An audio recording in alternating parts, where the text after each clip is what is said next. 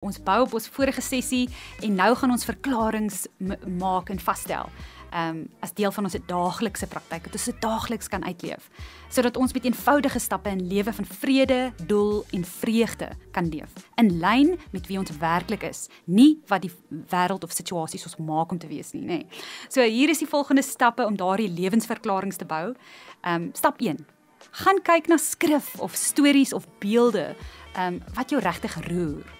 Vra vir jouself, watter karaktereienskappe in hierdie dinge, in hierdie skrif, in hierdie storie of hierdie beeld roer my so?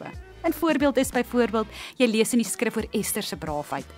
Skryf die woord dapper neer en vra jouself, wat van dapperheid is vir my belangrik? En dan stap 2, vra vir geliefdes vir karakterwoorde. Kies 4 tot 5 mense wat jou goed ken en jou liefhet en vra vir hulle, wat waardeer jy van my karakter?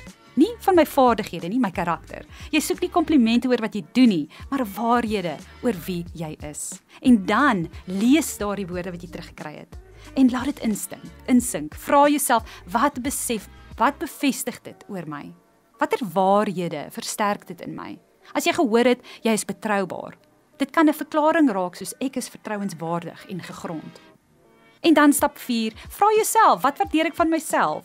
Al voel dit vreemd, wees eerlik. Wat hou jy van jou karakter? En dan stap 5. Voeg daardie persoonlikheidssterkpunte 3 of 5 by.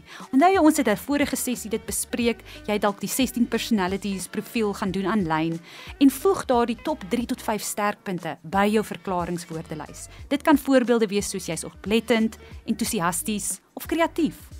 En dan voeg 3 tot 5 kernwaardes by, wat ons met die vorige sessie ontdek het.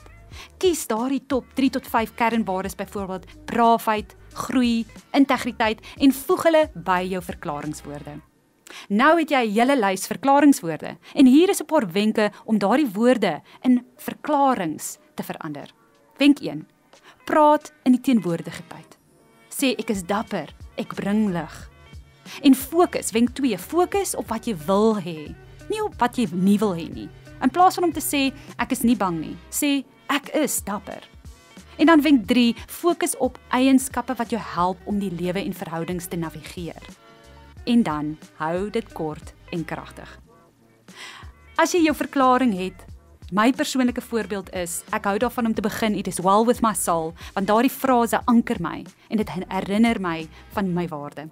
Dan verklaar ek oor myself en ek sê, ek is passievol en avontuurlustig. Ek omhels die lewe ten volle. Of, ek is dapper en vol deursettingsvermoë. Ek kan deurdruk en volhard.